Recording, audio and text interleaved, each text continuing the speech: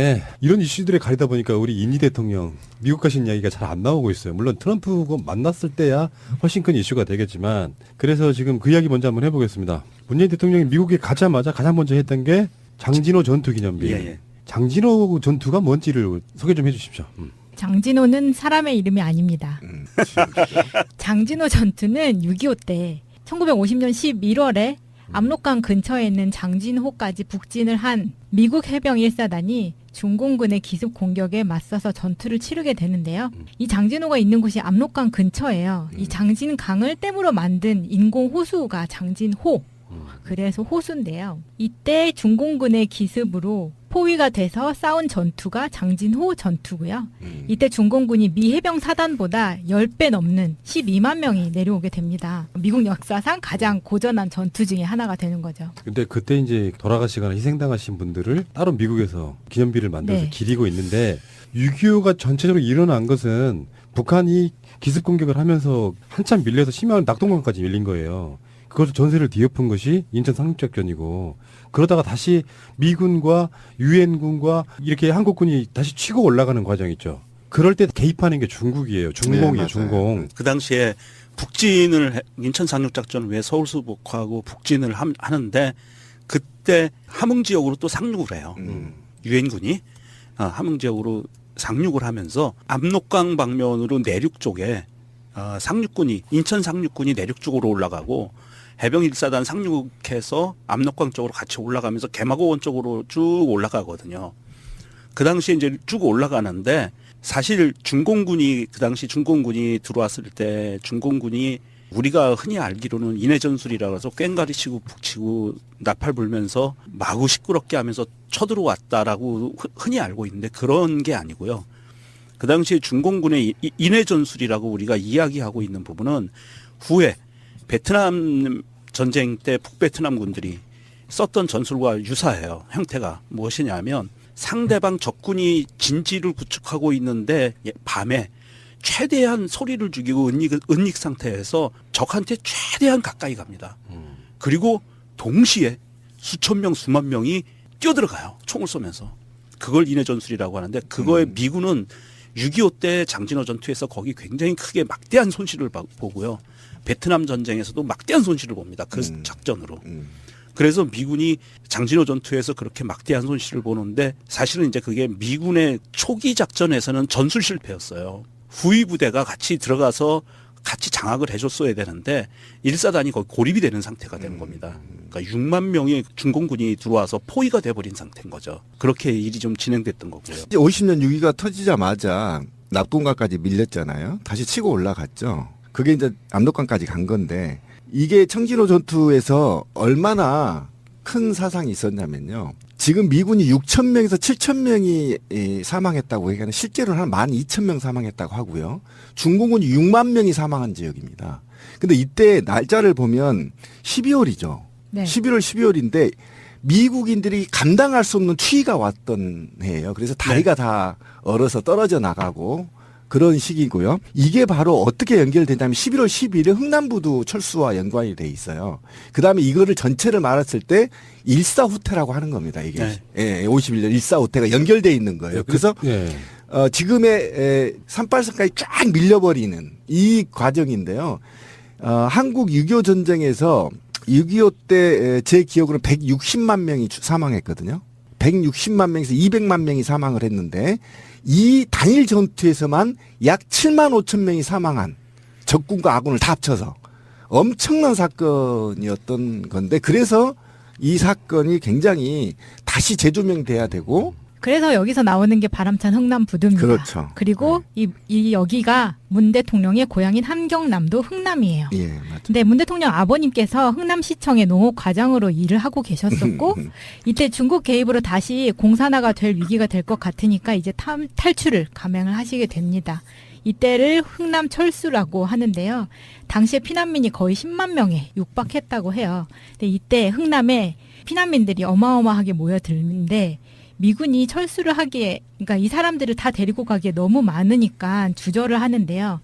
수송선도 넉넉하지 않고 시간도 지체가 되고 배 안에 어떤 스파이가 탈지 모르기 때문에 이제 미군들은 계속 안 된다고 얘기를 하게 됐는데 이때 한국군 지휘관들이 피난민을 버리고 가느니 차라리 우리가 걸어서 후퇴를 하겠다라면서 극렬하게 반발을 합니다. 그러면서 여기에서 나오는 유명한 배가 있어요. 메러디스 빅토리호라는 배인데요. 이때 병력과 장비를 싣고 남는 자리가 있으면 태우겠다라고 선장이 얘기를 하게 됩니다. 원래 이 배는 항공유를 싣고 가던 배였고 그냥 가버려도 상관이 없는데 선장이 이 얘기를 듣고 한 방에 오케이를 하면서 이 배를 타고 가는데 이 배가 출발한 게 23일이고요. 25일에 거제항에 도착하게 되는데 이 배에 문 대통령의 누님도 같이 타게 되시는 거죠. 12월 11일이죠, 그날이. 예. 자, 어쨌든 그 장진호 전투의 참배랄까 뭐 행사를 하는 거 보니까 미국 그 당시에 노병들 입장에서도 보면은 굉장히 감회가 새로울 거 아니에요. 그렇죠. 자기 전우들도 엄청나게 죽었던 사건이고, 근데 그때 당시에 관련이 돼 있는 당사자가 미국에 방문해서 가장 먼저 와서 헌화하고 감사를 펴. 그러니까 이제 그 사건 하나로 미국에서 있던 그 문재인 대통령에 대한 저 사람 친북 아니야? 종북 아니야? 이렇게 그런 의심을 갖고 있던 사람들이 그런 거 하나 때문에 녹아내리게 되는 굉장히 정밀하게 기획되어 있는 행사라고 봐요. 영리하게 외교를 하는 거죠. 그리고 그 자리에 참석한 그 당시에 참전했던 노병이 본인이 차고 있던 장진호 전투 기념 배지를 빼서 문재인 대통령한테 달아줘요. 이거는 정말 아마 미국에서는 이런 뉴스들이 굉장히 대서특필이 될 텐데 우리나라는 별로 그렇게 뭐 살짝 나오고 말더라고요. 그러니까 이 정진호 전투가 왜 우리한테 아픈 상처냐면 이 전투 때 만약에 좀 제 철학과는 좀 멀어진 얘기인데 미군이 몰살을 안 당했다면 분단이 이렇게 안 됐겠죠. 이게 핵심 키입니다. 굉장히 아픈 전투인데요. 그때만 만약에 방어선만 안 무너졌더라면 중공군을 사전에 그런 얘기 많이 있죠. 메가더가 아마 핵을 사용하려고 했었다고 했고 그때만 만약에 압록강을 지켰더라면 이 전투에 승리했더라면 일사후퇴도 없었고 계속 유지를 38선을 유지할 수 있었다는 측면에서도 굉장히 역사적으로 재평가받아야 될 전투예요. 그렇게 해서 미국의 공식 일정이 시작됐는데요. 혹시 미국 그 가실 때 우리 어제 나간 방송에는 반영이 잘 안 됐는데 김정숙 여사의 패션이 화제가 되더라고요. 멋지더라고요. 정말 멋있었어요. 네. 그런데 깔맞춤이라고 그러죠 우리가. 문 대통령의 파란색 넥타이와 김정숙 여사의 파란색 옷 그리고 한복 이거는 굉장히 좀 멋있게 느껴졌고요. 김정숙 여사의 어머님이 광장시장에서 포목점을 하셨대요. 친정어머님이. 그분이 물려주신 원단으로 해 입으셨다고 그러더라고요. 왜 지금 또 이슈가 되냐면 백악관에서 지금 환영 만찬이 있잖아요. 근데 이제 트럼프의 영부인이죠. 미국의 영부인이 멜라니아가 원래 모델 출신이고 키가 180에 워낙에 그 뛰어난 패션 감각이 있는 걸로 유명하기 때문에 이 사람이 또 한 번 옷을 걸치면 6천만 원, 7천만 원 이런 걸 입고 다녀요. 근데 우리나라 영부인이 그걸 가지고 똑같은 그런 기싸움을 할 수는 없기 때문에 완전히 다른 방향으로 훨씬 우아하게 입고 나오실 걸로 기대가 됩니다. 진짜 중요한 이야기 지금 북핵을 어떻게 해결하느냐 이건데 일반 현대인들은 그런 거에 훨씬 더 관심을 갖는 것 같아요. 재미진 이야기. 그 채널 A에서 김정숙 여사의 패션에 대해서 이야기한 거를 잠깐만 좀 제가 정리해 드릴게요. 김정숙 여사의 파란 옷은 조선시대 조선에 건국한 태조 이성계가 다른 왕들은 다 빨간색 어의를 입었는데 이성계는 파란색 어의를 입었대요. 그것이 새로운 시작을 의미하는 그 메시지를 주기 위해서 입었던 거고 김정숙 여사의 파란색도 미국에 대해서 대한민국의 새로운 역사를 알려주기 위해서 파란색을 택한 거다. 그거는 채널 A 측은 훌륭한 아주 훌륭한 분석이더라고요. 이게 이런 게 있었어요. 지금까지 굉장히 오랜 시간 동안 한나라당까지 파란색을 썼잖아요. 네. 근데 사실 모든 색깔들 중에 가장 품이 있고 이런 색깔이 파란색이래요. 네, 그 파란색 갖고 어떤 그 깔맞춤 같은 거를 해가면서 그거 하는 거는 그러니까 사실은 박근혜가 멍청한 짓 한 거지. 그 빨간색 데려다가 새누리당으로 색깔 딱 가져가니까 정말 오랜 시간 동안의 수건 사업이었던 파란색 가져오기가 해결된 거예요. 사실은. 그 당시 새정치민주연합에서 갑자기 당색을 노란색에서 파란색으로 바꾼다고 할 때 처음에 좀 거부감이 있었거든요. 그렇죠. 예. 지금 그 색깔을 이제 무난하게 가져온 뭐 얘기가 좀 이상해서 그러니까 참 재미있는 거예요. 만약에 저 옷을 똑같은 걸 박근혜가 입었다면 아마 천박했을 거예요. 그러니까 사람이 갖고 있는 그 철학. 예, 그리고 이번 미국 방문은 정말 주권자의 대통령, 대표 또는 촛불혁명이 민주사회에서 가장 높이 평가받은 시민혁명이 만들어낸 정부기 때문에 굉장히 품위가 달라진 거죠. 미국에서 애우가 달라졌죠. 그죠? 완전히 달라지는 겁니다. 그러니까 그런 품위 차원에서 철학적인 게 감미가 돼 있기 때문에 그다음에 그들이 갖고 있는 인품이 그 옷에 표출되는 거거든요, 사실은. 그래서 굉장히 우아하고 멋지네요. 저도 좀 처음 봤는데 굉장히 멋지네요.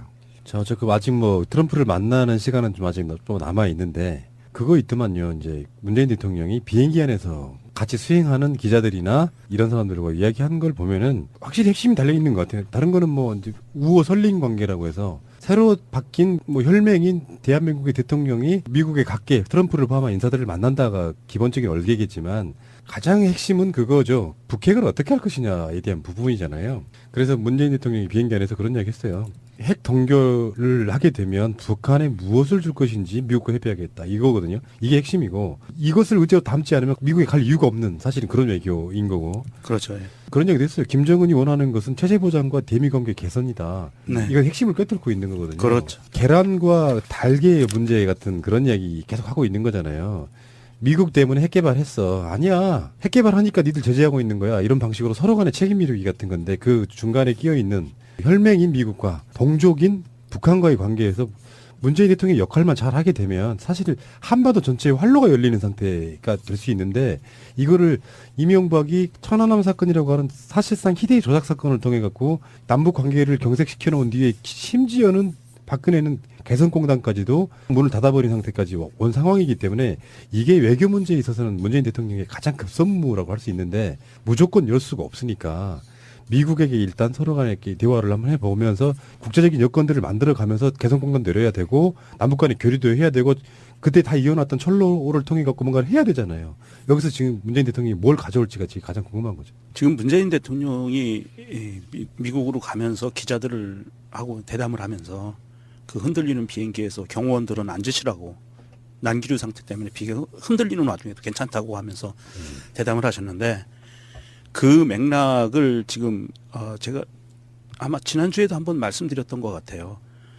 북한이 조평통을 통해서 굉장히 온건한 메시지를 전하면서 도와주고 있다라는 말씀을 드렸었는데 문재인 대통령이 미국으로 떠나는 그날 러시아가 또 도와주는 발언을 했는데 우리나라 뉴스에 나오질 않고 있어요.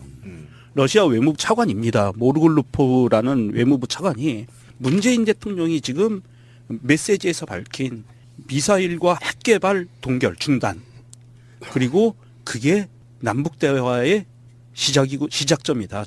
그리고 완전히 없애는 게 남북 대화의 출구다. 마지막이다. 평화를 이루기는 마지막이다라는 거에 대해서 러시아 외무부 차관이 아주 비슷한 발언을 해요.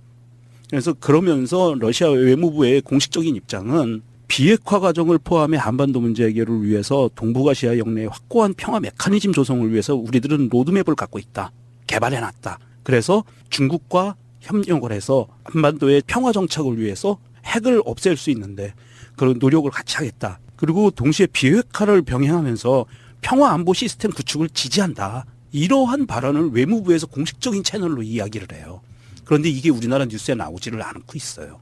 그러니까 그 말이 뭐냐면 영구 평화 협정론이에요. 북한이 말하는 그렇죠. 게. 그게 뭐냐면 중국하고 러시아, 북한, 그다음에 노무현 정부가 한반도에 전쟁 없는 영구 평화 협정론을 하려고 했던 거예요. 근데 이걸 반대한 게 일본과 미국이고 남한의 자유한국당 계열의 극우 세력들이었단 말이에요. 이들이 긴장을 조성해서 어쨌든 군비를 강화하고 군 마피아들의 어떤 영유를 위한 거였단 말이에요. 그런데 지금 북한이 끊임없이 지난 20년 동안 우리한테 요구한 게 우리 북쪽에 있는 국가들이 요구한 게 이제 전쟁으로 대립하지 말고 군사로 대립하지 말고 경쟁으로 한번 붙자. 너네 자유하고.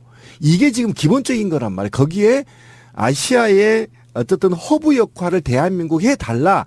이게 우리 북쪽에 있는 국가들의 요구사항이었는데 이걸 가로막는 게 제가 말했던 미국과 일본이었단 말이에요. 그런데 이번에도 마찬가지로 트럼프의 미국 내의 정치적 입지가 약화되어 있기 때문에 이 문제가 기존의 민주당 정부, 미국의 민주당 정부의 정책과 맞물려 있기 때문에 소위의 성과를 굉장히 얻어낼 가능성이 있다라는 겁니다. 그래서 이게 아마 러시아가 좀 이제 측면 지원을 한 것 같고요. 트럼프한테 주는 메시지겠죠. 문재인 대통령이 요구하는 사항들에 대해서 긍정적으로 평가하라. 이 메시지일 겁니다, 아마. 그리고 네. 중국도 메시지를 넘기는 걸로 제가 알고 있어서 한반도의 평화를 정착하는 데 있어서 제2강국, 제3의 강국들이 지지하고 있어서 트럼프가 일정 부분 상당한 부분을 문재인 대통령한테 선물을 줄 가능성이 굉장히 높다. 네, 그래서 한 가지만 좀 굉장히 잠깐 보완 설명을 해드리고 가면 중국의 입장은 중국의 그 한반도에 대한 그 큰 입장은 뭐냐면 북한이 핵과 미사일을 동결 조치하고 한미 군사 훈련을 중단하면 그러면서 북한과 대화를 해야 된다라는 입장이고요. 중국은. 러시아는 그래 그 정책에 나도 찬성해. 더하기 우리는 그 이후의 로드맵을 개발해서 갖고 있어라고 이야기를 하고 있는 거고요. 미국은 무조건적인 폐기 먼저 하고 대화를 하자는 얘기고요. 일본은 뭐 논외로 치고요. 걔는 사실은 뭐 발언권 없어요. 우리의 입장이 중요한데 문재인 대통령의 입장은 두 가지로 왔다 갔다 할 수가 있는데 문재인 대통령이 일단 카드는 여러 개를 던져놨어요. 문정인 특보를 통해서 던져놓은 카드가 있죠. 한미군사훈련에 대한 부분. 그리고 문재인 대통령은 아니야. 한미군사훈련은 별도로 계속 진행할 거야라고 미국의 메시지를 던지고 있어요. 미국을 어루고 달래고 있는 거죠, 지금. 그렇죠. 예, 그래서 겁니다.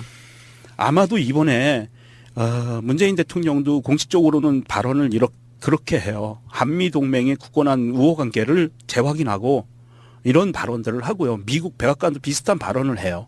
그러면서 미국 백악관에서 나오는 발언 한 가지가 또 있어요.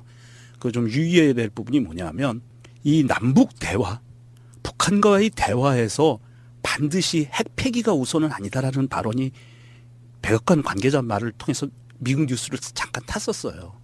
그 정도로 지금 미국에서는 트럼프가 그런 정책을 갖고 있을 거라고 봐요. 그거는 문재인 대통령한테 선물을 주는 형태로 될 것 같은데 어찌됐든 조만간 북한과의 그 어떤 대화 채널을 가동시키는 계기로 문재인 대통령을 오히려 이용하려고 하는 그런 미국의 입장이 아닌가. 우리로서는 그것의 지렛대 역할을 할 수 있는 굉장히 절호의 찬스가 온 거 아닌가 하는 그런 생각을 하게 되더라고요. 알겠습니다. 또 다른 이야기는요. 또 다른 방송에서 계속 전달해 드리니까 오늘 하나만 담아가시기 바랍니다. 장진호 전투. 문재인 대통령의 뿌리 같은 거고 그것이 주는 어떤 상징적인 서로 간의 어떤 교류가 사실 한미 관계에 있어서 적대적인 관계 이런 거 말고 실제로 도움이 되는 실무적인 어떤 그 외교의 시작이기를 바랍니다. 네, 이런 이슈들에 가리다 보니까 우리 이니 대통령 미국 가신 이야기가 잘 안 나오고 있어요. 물론 트럼프가 만났을 때야 훨씬 큰 이슈가 되겠지만 그래서 지금 그 이야기 먼저 한번 해보겠습니다. 문재인 대통령이 미국에 가자마자 가장 먼저 했던 게 장진호 전투 기념비. 예. 장진호 전투가 뭔지를 소개 좀 해주십시오. 장진호는 사람의 이름이 아닙니다. 장진호 전투는 6.25 때 1950년 11월에 압록강 근처에 있는 장진호까지 북진을 한 미국 해병 1사단이 중공군의 기습 공격에 맞서서 전투를 치르게 되는데요. 이 장진호가 있는 곳이 압록강 근처예요. 이 장진강을 댐으로 만든 인공 호수가 장진호. 그래서 호수인데요. 이때 중공군의 기습으로 포위가 돼서 싸운 전투가 장진호 전투고요. 이때 중공군이 미 해병 사단보다 10배 넘는 12만 명이 내려오게 됩니다. 미국 역사상 가장 고전한 전투 중에 하나가 되는 거죠. 근데 그때 이제 돌아가시거나 희생당하신 분들을 따로 미국에서 기념비를 만들어서 네. 기리고 있는데 6.25가 전체적으로 일어난 것은 북한이 기습 공격을 하면서 한참 밀려서 심한 낙동강까지 밀린 거예요.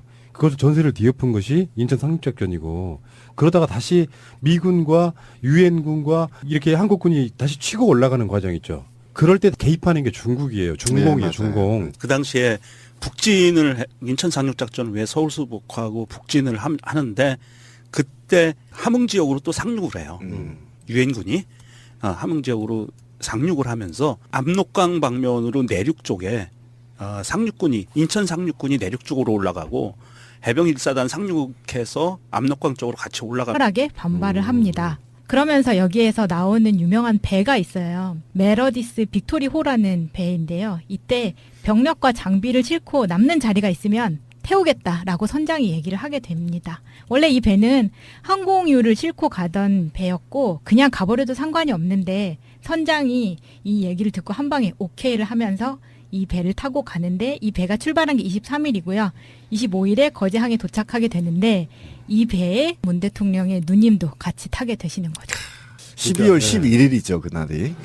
자, 어쨌든 그 장진호 전투의 참배랄까 뭐 행사를 하는 거 보니까 미국 그 당시에 노병들 입장에서도 예, 보면은 예. 굉장히 감회가 새로울 거 아니에요. 그렇죠. 예. 자기 전우들도 엄청나게 죽었던 사건이고, 근데 그때 당시에 관련이 돼 있는 당사자가 미국에 방문해서 가장 먼저 와서 헌화하고, 감사를 표. 예. 그러니까 이제 그 사건 하나로 미국에서 있던 그 문재인 대통령에 대한 저 사람 친북 아니야? 정북 아니야? 이렇게 그런 의심을 갖고 있던 사람들이 그런 거 하나 때문에 녹아내리게 되는 굉장히 정밀하게 기획되어 있는 행사라고 봐요. 영리하게 외교를 하는 거죠. 그리고 그 자리에 참석한 그 당시에 참전했던 노병이 본인이 차고 있던 장진호 전투 기념 배지를 빼서 문재인 대통령한테 달아줘요. 이거는 정말 아마 미국에서는 이런 뉴스들이 굉장히 대서특필이 될 텐데 우리나라는 별로 그렇게 뭐 살짝 나오고 말더라고요. 그러니까 이 정진호 전투가 왜 우리한테 아픈 상처냐면 이 전투 때 만약에 좀 제 철학과는 좀 멀어진 얘기인데 미군이 몰살을 안 당했다면 분단이 이렇게 안 됐겠죠. 이게 핵심 키입니다. 굉장히 아픈 전투인데요. 그때만 12월이죠. 네. 11월 12월인데 미국인들이 감당할 수 없는 추위가 왔던 해예요. 그래서 다리가 다 얼어서 떨어져 나가고 그런 시기고요. 이게 바로 어떻게 연결되냐면 11월 12일에 흥남부두 철수와 연관이 돼 있어요. 그다음에 이거를 전체를 말했을 때 일사후퇴라고 하는 겁니다. 이게 네. 예, 51년 일사후퇴가 연결돼 있는 거예요. 그래서 지금의 산발선까지 쫙 밀려버리는 이 과정인데요. 한국 6.25 전쟁에서 6.25 때 제 기억으로 160만 명이 사망했거든요. 160만 명에서 200만 명이 사망을 했는데 이 단일 전투에서만 약 7만 5천 명이 사망한 적군과 아군을 다 합쳐서 엄청난 사건이었던 건데 그래서 이 사건이 굉장히 다시 재조명돼야 되고 그래서 여기서 나오는 게 바람찬 흥남부두입니다. 그렇죠. 그리고 이 여기가 문 대통령의 고향인 함경남도 흥남이에요. 예, 맞죠. 근데 문 대통령 아버님께서 흥남시청의 농업 과장으로 일을 하고 계셨었고 이때 중국 개입으로 다시 공산화가 될 위기가 될 것 같으니까 이제 탈출을 감행을 하시게 됩니다. 이때를 흥남 철수라고 하는데요. 당시에 피난민이 거의 10만 명에 육박했다고 해요. 근데 이때 흥남에 피난민들이 어마어마하게 모여들는데 미군이 철수를 하기에, 그러니까 이 사람들을 다 데리고 가기에 너무 많으니까 주저를 하는데요. 수송선도 넉넉하지 않고 시간도 지체가 되고 배 안에 어떤 스파이가 탈지 모르기 때문에 이제 미군들은 계속 안 된다고 얘기를 하게 됐는데 이때 한국군 지휘관들이 피난민을 버리고 가느니 차라리 우리가 걸어서 후퇴를 하겠다 라면서 그러면서 개마고원 쪽으로 쭉 올라가거든요. 그 당시에 이제 쭉 올라가는데 사실 중공군이 그 당시 중공군이 들어왔을 때 중공군이 우리가 흔히 알기로는 인해전술이라고 해서 꽹가리 치고 북치고 나팔 불면서 마구 시끄럽게 하면서 쳐들어왔다라고 흔히 알고 있는데 그런 게 아니고요. 그 당시에 중공군의 인해전술이라고 우리가 이야기하고 있는 부분은 후에 베트남 전쟁 때 북베트남 군들이 썼던 전술과 유사해요. 형태가 무엇이냐면 상대방 적군이 진지를 구축하고 있는데 밤에 최대한 소리를 죽이고 은닉 상태에서 적한테 최대한 가까이 갑니다. 그리고 동시에 수천 명, 수만 명이 뛰어들어가요. 총을 쏘면서. 그걸 인해전술이라고 하는데 그거에 미군은 6.25 때 장진호 전투에서 거기 굉장히 크게 막대한 손실을 보고요. 베트남 전쟁에서도 막대한 손실을 봅니다. 그 작전으로. 그래서 미군이 장진호 전투에서 그렇게 막대한 손실을 보는데 사실은 이제 그게 미군의 초기 작전에서는 전술 실패였어요. 후위 부대가 같이 들어가서 같이 장악을 해줬어야 되는데 1사단이 거의 고립이 되는 상태가 된 겁니다. 그러니까 6만 명의 중공군이 들어와서 포위가 돼버린 상태인 거죠. 그렇게 일이 좀 진행됐던 거고요. 50년 6.25가 터지자마자 낙동강까지 밀렸잖아요. 다시 치고 올라갔죠. 그게 이제 압록강까지 간 건데 이게 청진호 전투에서 얼마나 큰 사상이 있었냐면요. 지금 미군이 6,000명에서 7,000명이 사망했다고 얘기하는 실제로는 한 12,000명 사망했다고 하고요. 중공군이 6만 명이 사망한 지역입니다. 근데 이때 날짜를 보면 만약에 방어선만 안 무너졌더라면 중공군을 사전에 그런 얘기 많이 있죠. 메가더가 아마 핵을 사용하려고 했었다고 했고 그때만 만약에 압록강을 지켰더라면 이 전투에 승리했더라면 일사후퇴도도 없었고 계속 유지를 38선을 유지할 수 있었다는 측면에서도 굉장히 역사적으로 재평가받아야 될 전투예요. 그렇게 해서 미국의 공식 일정이 시작됐는데요. 혹시 미국 가실 때 우리 어제 나간 방송에는 반영이 잘 안 됐는데 김정숙 여사의 패션이 화제가 되더라고요. 멋지더라고요. 정말 멋있었어요. 네. 그런데 깔맞춤이라고 그러죠, 우리가. 문 대통령의 파란색 넥타이와 김정숙 여사의 파란색 옷 그리고 한복 이거는 굉장히 좀 멋있게 느껴졌고요. 김정숙 여사의 어머님이 광장시장에서 포목점을 하셨대요. 친정어머님이. 그분이 물려주신 원단으로 해 입으셨다고 그러더라고요. 왜 지금 또 이슈가 되냐면 백악관에서 지금 환영 만찬이 있잖아요. 근데 이제 트럼프의 영부인이죠. 미국의 영부인이 멜라니아가 원래 모델 출신이고 키가 180에 워낙에 그 뛰어난 패션 감각이 있는 걸로 유명하기 때문에 이 사람이 또 한 번 옷을 걸치면 6천만 원, 7천만 원 이런 걸 입고 다녀요. 근데 우리나라 영부인이 그걸 가지고 똑같은 그런 기싸움을 할 수는 없기 때문에 완전히 다른 방향으로 훨씬 우아하게 입고 나오실 걸로 기대가 됩니다.